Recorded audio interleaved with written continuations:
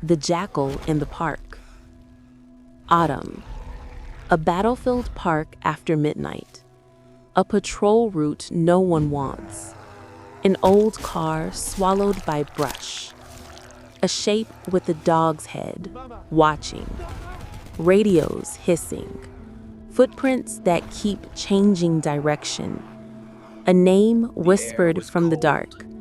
A choice to follow or run. The ground remembers the dead. Tonight, it remembers him.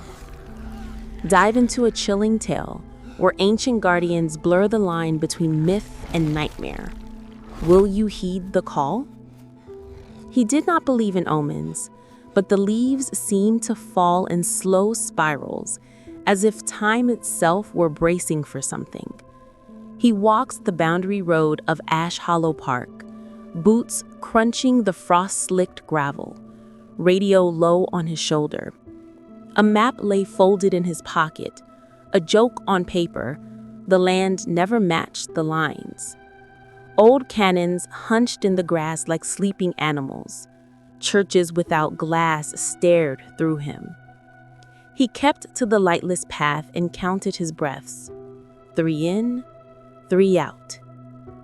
He found the car near mile marker 5, half buried in bramble, roof slashed open by rust. The windshield was black with sap and mud. A sunroof gaped like a mouth. Before he thought the word why, he felt it. The sensation of being noticed. No sound, no breeze, just a weight of attention settling on his back. He lifted the flashlight, but the beam seemed to bend, as if the dark were thicker than air. Then the radio whispered without a call sign, a voice that was not his partner's. A single syllable, his name. He froze. The voice did not come from the speaker. It came from inside the car. He stepped closer, breath steady from training. That was when something rose from the far side of the vehicle. Too tall to be human, joints wrong, shoulders narrow and high, the head long and sleek, ears knifed to points. The skin looked like night made into fur. It did not flinch from the light. Its eyes were wells. It tilted its muzzle and inhaled as if reading him. He remembered a museum case from childhood, a painted coffin with a black jackal face, the name buried in dust. He lowered the beam on instinct. It stepped away from the car and walked, not like an animal, but with an old, effortless certainty, as if the ground had been made for it. His partner's voice finally cut through the blank static, sharper than he felt. Status. He answered with the mechanical words he had said 1,000 times, but his mouth moved slower than his thoughts. The figure stopped at the split rail fence and looked back. It did not threaten. It waited. He followed because every refusal sounded, in that second, like cowardice. His partner cursed and said he was closing in, that they would rendezvous at the West Bend. The figure climbed the fence and never broke the line of its shoulders. On the other side, the meadow rippled with frost. He had seen deer leave tracks like stitched moons. These prints were long, digitigrade, almost human, almost not. Each step pressed deeper than the last, as if the earth softened under its feet. He called out a warning he did not believe would matter. The figure paused at a stone wall and rested one hand, human, on the lichen. He saw the nails, thick and dark, a funeral color. It touched the wall like someone greeting an old friend. "This is a crime scene," he said out of habit, voice low as the volume could offend it. The radio popped again, not with voice, but with breathing that matched his own. He could hear his partner running somewhere behind the tree line, branches snapping. The figure turned its head, and he saw the narrow jaw move as though forming words, though none came.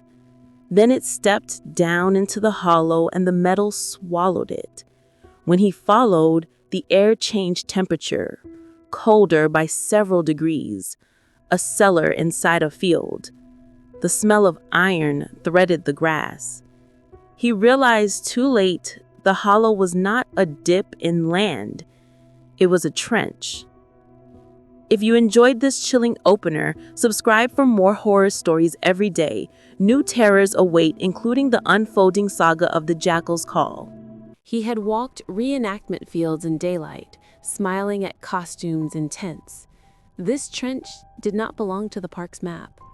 The walls sagged with old, packed earth, roots braided like ribs. He swept the light and found buttons, a bent spoon, a coin fused to dirt. He knelt despite himself and brushed away frost. The coin was not a coin, it was an eyelet from a boot wired to another eyelet by a twist of rust. He stood too fast and the world tilted. The figure waited at the end of the trench, half turned, as if patient with his rituals.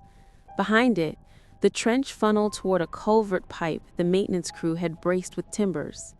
Water ticked somewhere in the dark. He keyed the radio and said his location, voice dry. His partner answered, closer now. Hold, I see your light. He lifted the beam. The figure had vanished. He was alone in the trench with water ticking like a clock.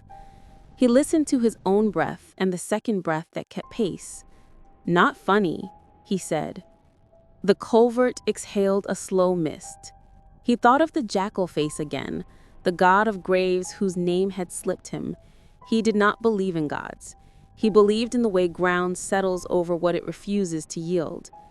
He crouched at the culvert mouth and shone the light in, a rectangle of black, a hint of stone beyond the pipe, not the usual drainage, carved, angled. The beam stopped against it as if against a thought. Footsteps scuffed behind him. He pivoted, heart high in his throat. His partner stood at the lip of the trench, pale in the beam. "Do you hear that?" his partner whispered. "It's like..." The radio on his partner's chest spoke first, his own voice from minutes ago, saying the word status. They both looked down. Neither had pressed transmit. They should have left. He knew it with a certainty that felt like law, yet curiosity moved him like a tide. He gestured to the culvert and the carved thing beyond. His partner swore in a way that sounded like prayer and took a step into the trench. The earth sighed. The timbers at the culvert shifted, an inch only, but enough to let the cold spill outward like smoke. Then the voice came. Not words, not language, the rhythm of a name pronounced as breath. His name. He lifted the light, and the figure was simply there, standing in the trench where there had been only mist. No arrival, no footprint. The ears grazed the winter air. The eyes held no shine, because they were deeper than reflection. Up close, the fur was not fur, it was shadow woven tight. It smelled like rain unironed, and something sweet beneath it. Balsam, old churches. It raised its human hand and pressed 2 nails to its own chest, as if pledging. Then it pointed at him. His partner drew his sidearm. Training is faster than wonder. "Don't," he said, because the word felt explosive in his mouth. The figure's head turned with a reverence that was not for them. It looked past them, through them, toward the culvert mouth. The carved stone beyond seemed closer than physics allowed. He realized what the shape was. A door lintel. Not park maintenance. Older than the park. Older than the war. The figure moved its long muzzle an inch as if smelling what lay beneath the door. "We're leaving," his partner said, voice shook. The figure took 3 steps sideways, each step longer than legs should allow, and the space between them and it became 20 yards of trench that had not existed. He did not understand the angles. He understood the invitation. They backed out of the trench with the air gripping their coats, then climbed the wall, fingers numb. The metal looked flat again, innocent as a postcard. The old car crouched by the bramble, patient as a trap. He touched the roof and found 4 prints impressed in the rust where hands had been. Human hands, longer, wider. He wanted to laugh. He could not locate the part of himself that knew how. His partner said they should call it in as a trespass, a vandal, anything with a code. He nodded and did not move. The radios hissed with traffic that was not theirs. Bursts of laughter, a hymn, a man crying softly for his mother. Signals leak across frequencies in strange weather, he told himself. He told himself many things. The sky began to gray on the edge, a bruise turning to dawn. Look, his partner said. On the windshield drawn through the mud was a symbol, not letters, a shape like a keyhole with 2 ears. He wiped at it with his sleeve, but the lines were cut deep, not painted, etched. He wants you back, his partner said, attempting bravado. He nodded again. He did not say the part he could not swallow. The figure had not felt predatory. It had felt ceremonial, like a sentry performing a task. He stared at the carved lines until they doubled. They looked like a guide, an arrow turned inward. He pocketed the thought and hated himself for it. Sleep came as a series of halted frames. He saw the trench as a hallway. He saw the culvert as a mouth. He woke to a knocking that was not at his door but under his bed. He went to work anyway. Ash Hollow clung to him like an odor. Paperwork blurred. He signed forms with the wrong date. When the shift ended, he told himself he would go anywhere else. He drove to the park. Sunset stained the canyons. He parked by the locked gate and walked. The cold had sharpened. No radios now. No partner. He counted his breaths because the silence demanded a price. When he reached the bramble, the car was gone. In its place lay 4 fresh prints in the mud, like the ones on the roof, but cleaner, more deliberate, as if pressed by something that wanted to be understood. He followed them to the fence and over. The meadow breathed white. He did not feel brave. He felt compelled, like a needle under a magnet.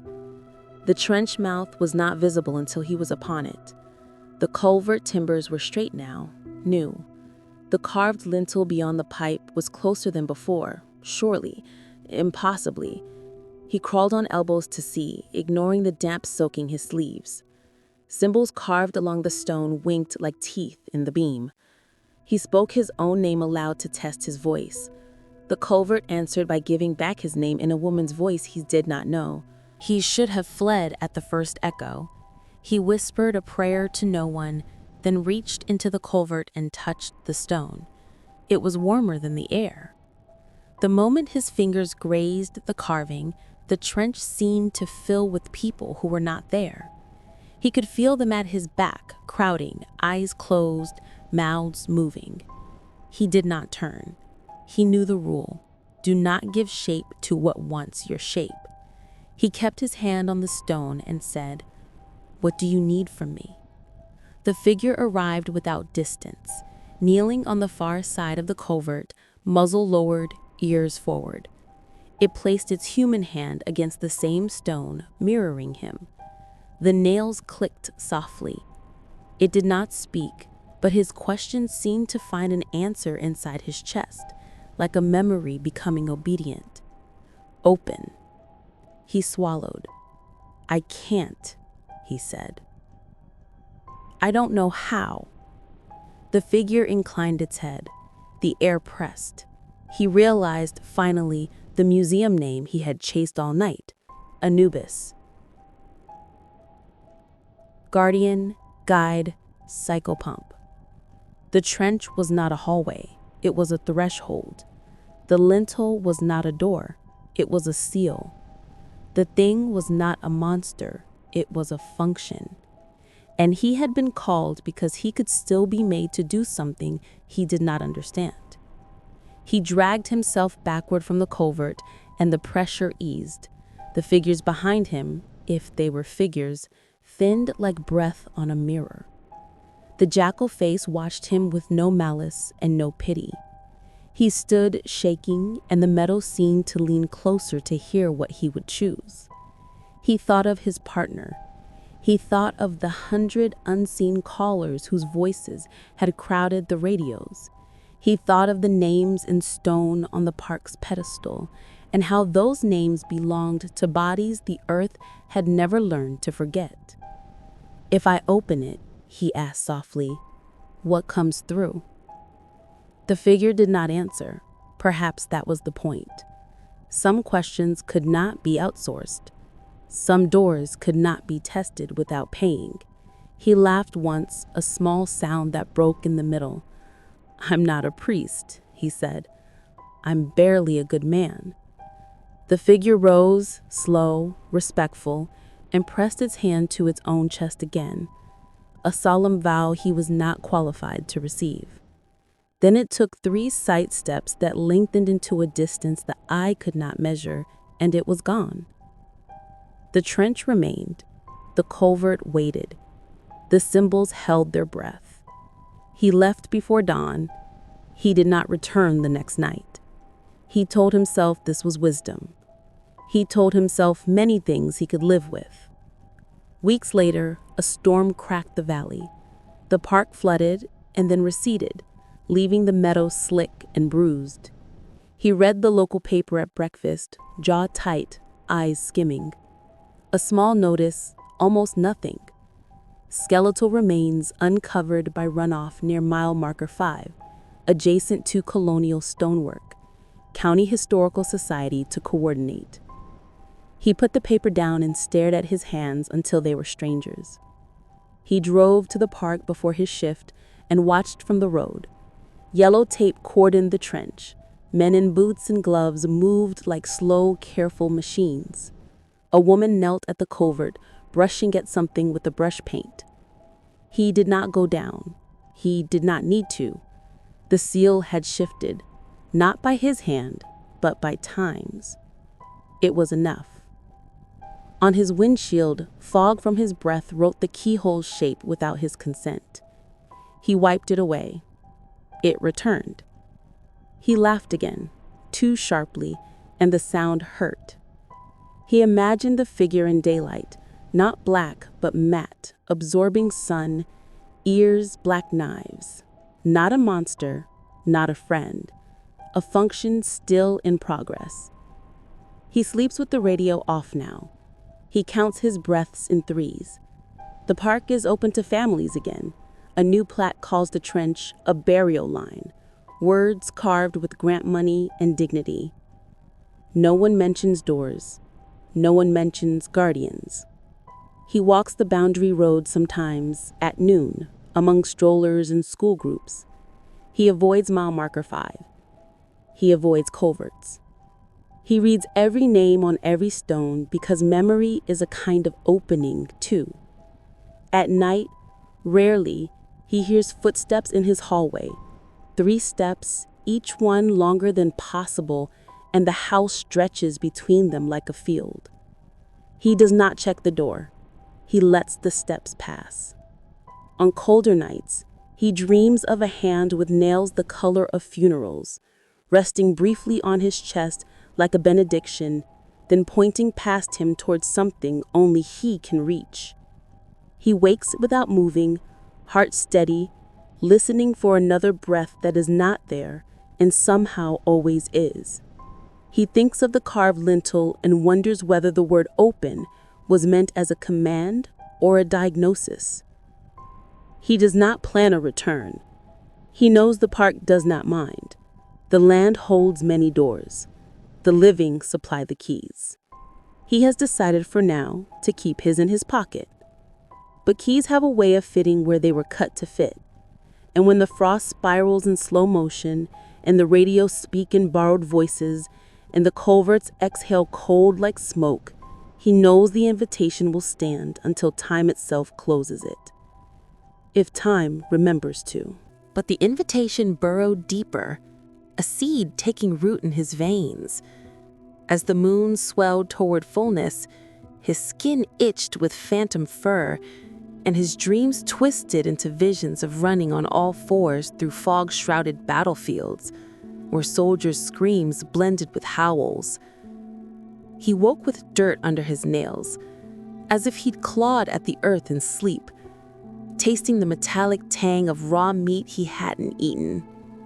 The jackal figure haunted these reveries, not as a solitary guardian, but as the alpha of a spectral pack. Werewolves bound to the park's cursed soil, their forms shifting under lunar gaze to protect forgotten graves from desecration. One morning, staring at his reflection, he noticed his eyes flecked with amber, pupils dilating unnaturally in dim light. Panic gripped him. He skipped work, driving instead to the local library, poring over dusty archives of Ash Hollow's history. Buried in yellowed ledgers were tales of colonial settlers whispering about moon beasts that prowled the hollows, guardians born from a shaman's curse during wartime massacres. The accounts described men who changed, their bodies contorting into jackal-like horrors to avenge the dead, forming packs that sealed away restless spirits. A faded sketch matched the figure.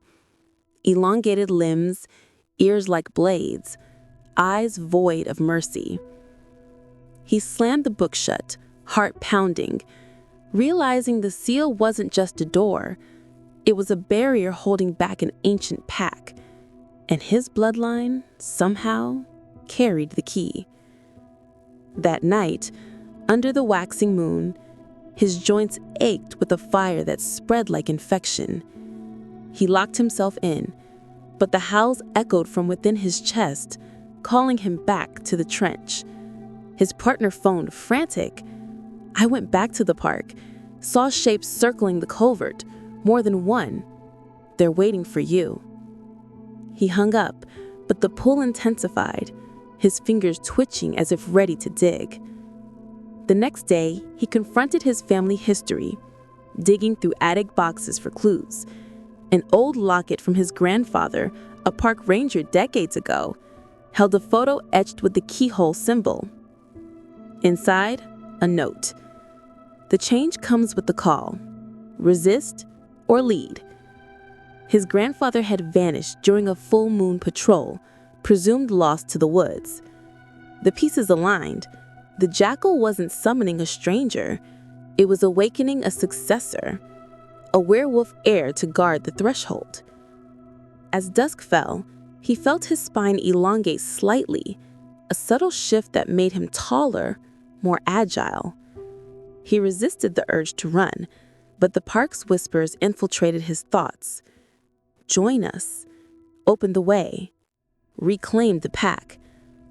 In the mirror, his teeth seemed sharper, canines glinting.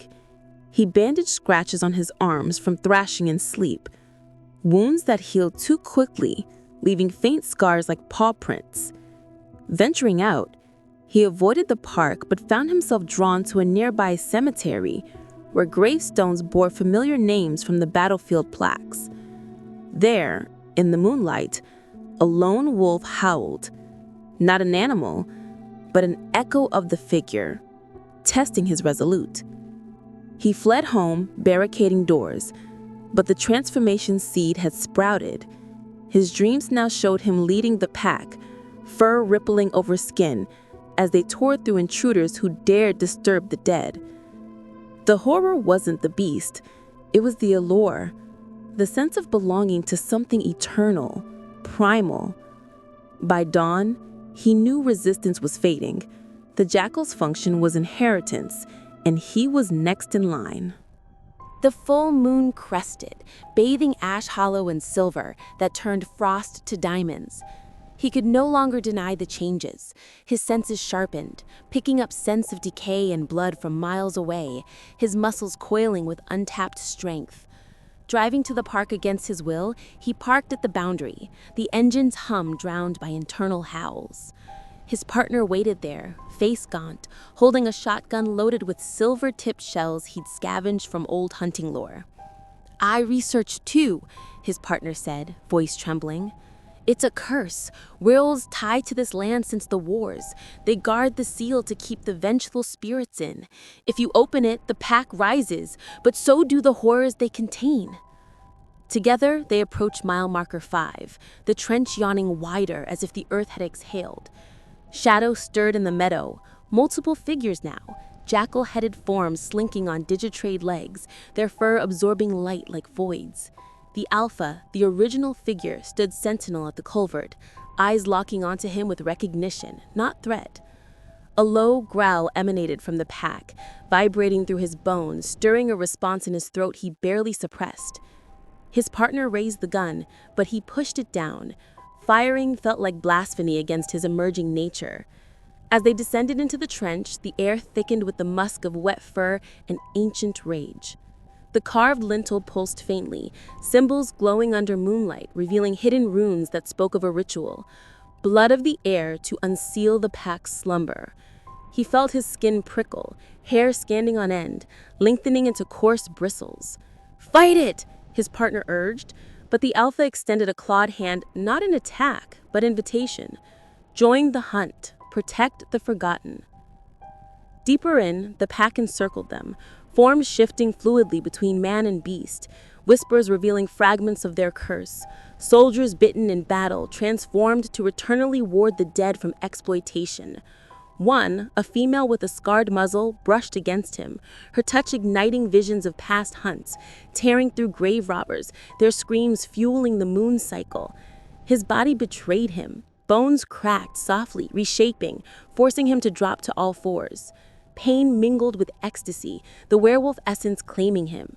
His partner fired a warning shot, scattering the lesser beasts, but the Alpha remained, tilting its head as if to say, "Choose your pack."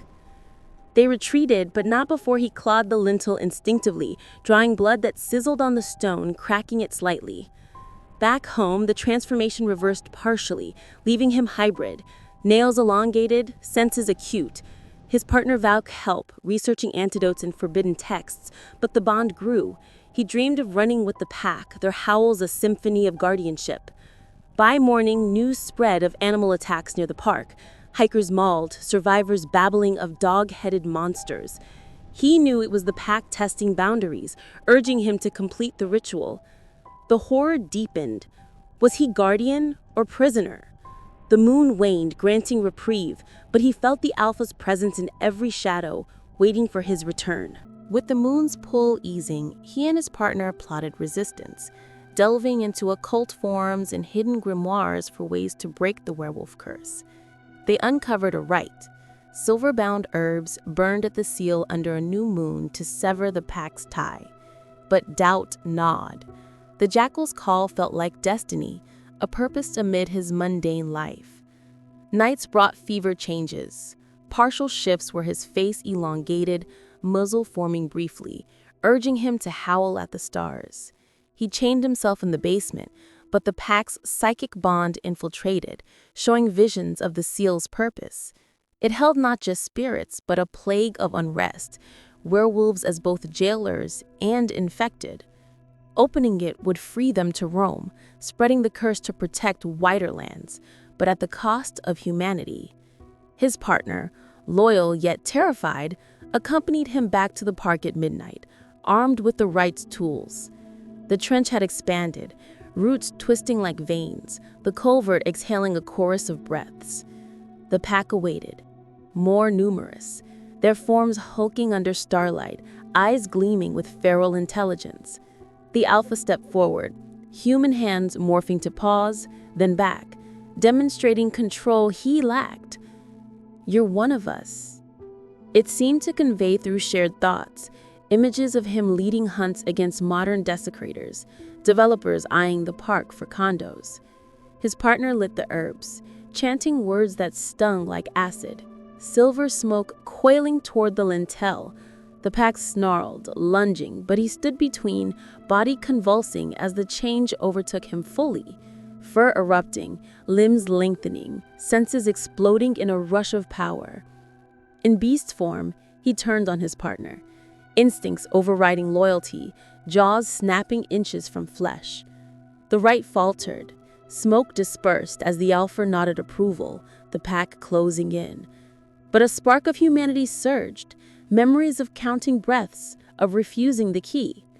He whirled on the Alpha, claws raking shadow fur, drawing ethereal blood that smoked on the ground.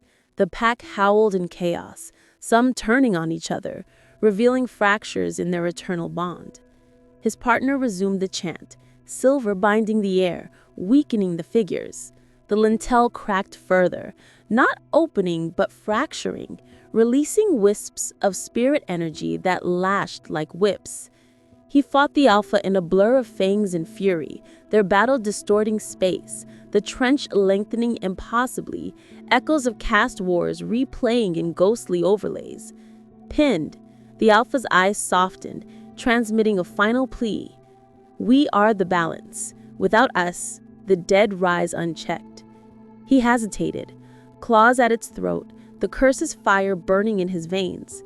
His partner screamed for him to end it, but the choice loomed. Destroy the Guardian or embrace it. With a roar that shook the earth, he struck, not to kill, but to merge.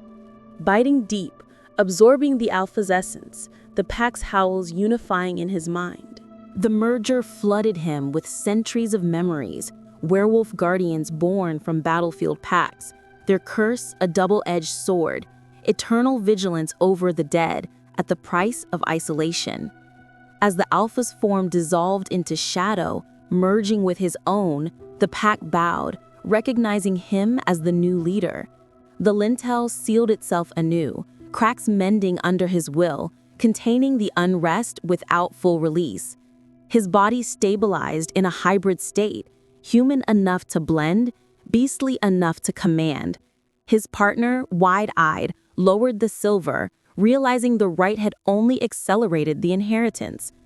"What now?" he asked, voice hoarse. "We guard," he replied, voice a gravelly timbre laced with growls. The pack dispersed into the mist, invisible sentinels awaiting his call. He felt no regret. The horror had transformed into purpose, the Jackal's function now his own. Weeks passed. He patrolled the park in daylight as a ranger, but under moons, he shifted, leading silent hunts against threats, poachers, vandals, who stirred the graves. The curse spread subtly. His partner, scratched in the fray, began showing signs, amber eyes and restless nights, joining the pack reluctantly. The trench remained a threshold, its secret safe, but whispers of moon beasts grew in local lore, deterring intruders. He no longer counted breaths in fear. Each inhale carried the scent of earth and eternity. Dreams now were of unity, the pack's bond a warm pulse against isolation. Yet, on quiet nights, he wondered if the seal's true horror was not the beast it held, but the keys it forged in the living, turning men into monsters to preserve peace. The park thrived, families oblivious, but he knew, the land remembered, and so did he. The invitation had been accepted, the cycle renewed. Time might forget, but guardians never did. Months blurred into a rhythm of dual existence, his days filled with routine patrols and his nights with the pack's shadowy vigils. The curse's grip tightened, granting him visions of distant threats, construction crews surveying nearby lands, their machines poised to unearth more sealed horrors. He led the pack in preemptive strikes, silent and swift, sabotaging equipment under cover of darkness, their howls masked as wind. But a new unease stirred. Reports surfaced of outsiders hunting the park monsters, armed with silver and folklore, drawn by online rumors. One evening, as the moon thinned, a group of self-proclaimed investigators infiltrated Ash Hollow, flashlights piercing the meadow like accusations. He sensed them first, the metallic scent of their weapons cutting through the frost. Shifting partially, he signaled the pack through mental bonds, circling the intruders with calculated menace. His partner, now fully initiated, flanked him, eyes glowing amber as they herded the group toward the trench. The leader, a wiry man with a crossbow, fired wildly, grazing a pack member's flank. Ethereal blood sizzled, but the wound healed in moments. In retaliation, he lunged, jaws clamping on the crossbow, splintering it while sparing the man. Mercy was part of the guardianship, a lesson from absorbed memories.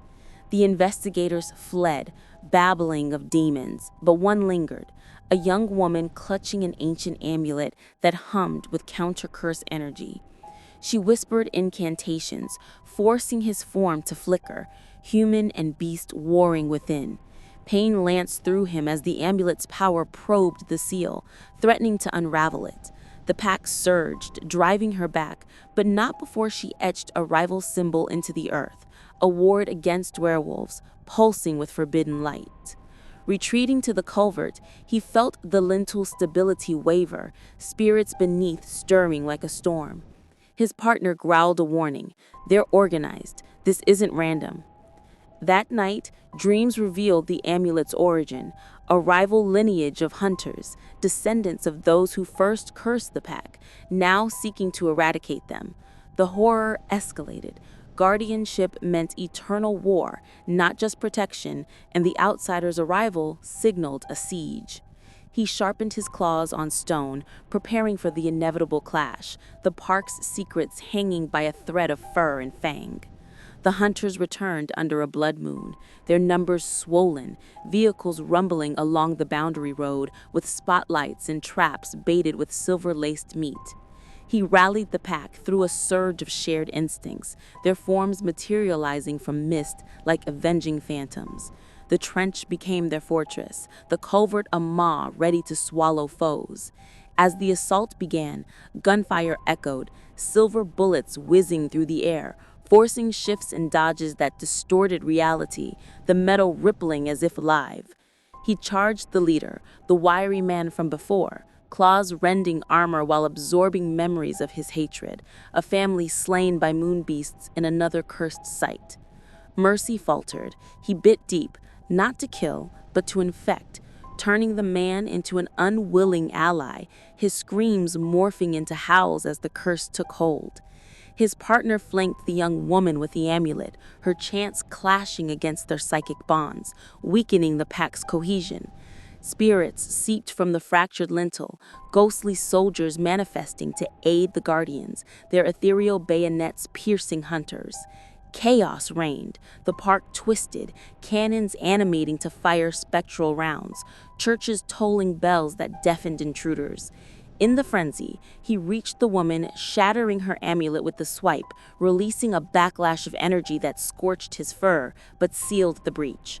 The remaining hunters fled, their vehicles abandoned, the night claiming their resolve.